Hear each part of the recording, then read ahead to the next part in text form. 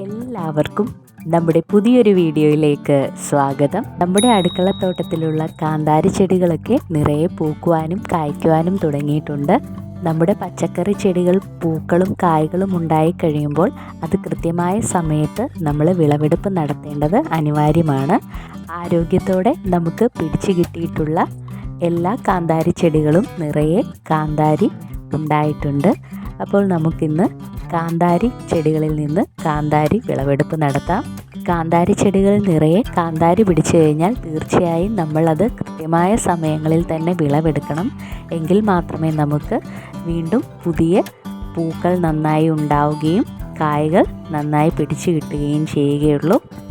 ഒരു കാന്താരി ചെടിയെങ്കിലും നമ്മുടെ അടുക്കളത്തോട്ടത്തിൽ ഉണ്ടെങ്കിൽ തീർച്ചയായും നമുക്ക് നമ്മുടെ വീട്ടിലെ ആവശ്യത്തിന് ഉള്ള കാന്താരി അതിൽ നിന്ന് വിളവെടുക്കുവാനായിട്ട് സാധിക്കും.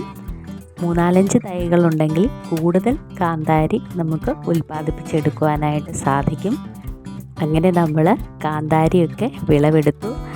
അതിനുശേഷം നമ്മുടെ അടുക്കളത്തോട്ടത്തിലൂടെ നടന്നപ്പോൾ അവിടെ പയറ് ചെടി നിറയെ പയറ് പിടിച്ച് കിടക്കുന്നുണ്ടായിരുന്നു. അപ്പം നമ്മൾ പാകമായ പയറും വിളവെടുത്തു. ഇങ്ങനെ പയറും നമുക്ക് ഇടയ്ക്കിടയ്ക്ക് നമ്മുടെ അടുക്കളത്തോട്ടത്തിൽ നിന്ന് കിട്ടുന്നുണ്ട്. നമ്മുടെ അടുക്കളകളിൽ നിന്നും നമ്മൾ പുറന്തള്ളുന്ന വേസ്റ്റ് നമുക്ക് വേണമെങ്കിൽ പച്ചക്കറി കൃഷിക്കായിട്ട് ഉപയോഗപ്പെടുത്തുവാനായിട്ട് സാധിക്കും. പുറത്തുനിന്ന് ഒരുപാട് വളങ്ങൾ വാങ്ങിച്ച് നമ്മുടെ ചെടികൾക്ക് ഉപയോഗിക്കാതെ നമ്മുടെ വീട്ടിൽ നിന്ന് തന്നെ നമുക്ക് ഉപയോഗപ്പെടുത്താവുന്ന സാധനങ്ങൾ കഴിവതും നമുക്ക് നമ്മുടെ അടുക്കളത്തോട്ടത്തിൽ കൃഷിയിലേക്ക് ഉപയോഗപ്പെടുത്തുവാനായിട്ട് സാധിക്കും. നമ്മൾ ഇത്തവണ 2 പീച്ചിലിൻ്റെ തൈകൾ ചെടി നഴ്സറിയിൽ നിന്നും വാങ്ങിയിട്ടുണ്ട്. അപ്പോൾ നമുക്ക് ആ തൈകളൊന്ന് നടാം. ചാണകപ്പൊടിയും കരിയിലയും മണ്ണും കൂടെയുള്ള പോട്ടിംഗ് മിക്സാണ് നമ്മൾ ഇതിനായിട്ട് ഇവിടെ ഉപയോഗിച്ചിരിക്കുന്നത്. ചെടി നട്ടതിന് ശേഷം നമ്മൾ ചെടിയുടെ ചുവടൊന്ന് നനച്ചു കൊടുക്കുന്നുണ്ട്. കൂടാതെ 2 കുക്കുംബറിൻ്റെ തൈയും കൂടെ നമ്മൾ ചെടി നഴ്സറിയിൽ നിന്ന് വാങ്ങിയിരുന്നു. അതിലൊന്നിൻ്റെ തണ്ട് നമ്മൾ കൊണ്ടുവരുന്ന വഴിയിൽ ഒന്ന് ഒടിഞ്ഞു പോയിട്ടുണ്ട്.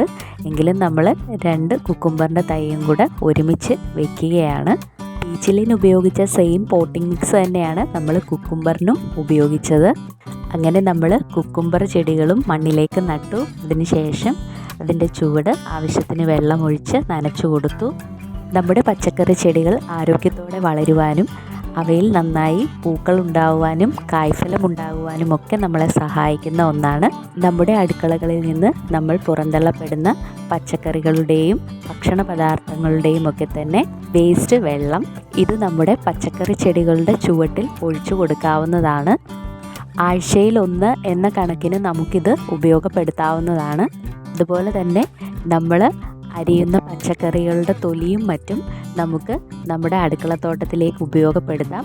അത് ഏത് പച്ചക്കറി തന്നെ ആയാലും അതിൻ്റെ തൊലി അല്ലെങ്കിൽ ചീത്തയായി വരുന്ന ഭാഗങ്ങൾ ഒക്കെ തന്നെ നമുക്ക് ഇതുപോലെ ഒരു പേപ്പറിൽ പൊതിഞ്ഞ ശേഷം പച്ചക്കറി ചെടികളുടെ ചുവട്ടിലുള്ള മണ്ണിലേക്ക് ഇറക്കി വെച്ചു കൊടുക്കാവുന്നതാണ്. പച്ചക്കറി ചെടികളുടെ ചുവട്ടിലേക്ക് ഈർപ്പം നിലനിർത്തുകയും ഒപ്പം അതിന് ആവശ്യമായിട്ടുള്ള വളങ്ങൾ ഇതിലൂടെ ലഭ്യമാവുകയും ചെയ്യും. ചെടികൾ ആരോഗ്യത്തോടെ വളരുകയും ചിലവ് ഒന്നും തന്നെ ഇല്ലാതെ നമുക്ക് നല്ല കായ്ഫലം ലഭിക്കുകയും ചെയ്യും. നമ്മുടെ അടുക്കളത്തോട്ടത്തിലെ പുതിയ തക്കാളി ചെടികളിൽ തക്കാളി പിടിക്കുവാനായിട്ട് തുടങ്ങിയിട്ടുണ്ട്.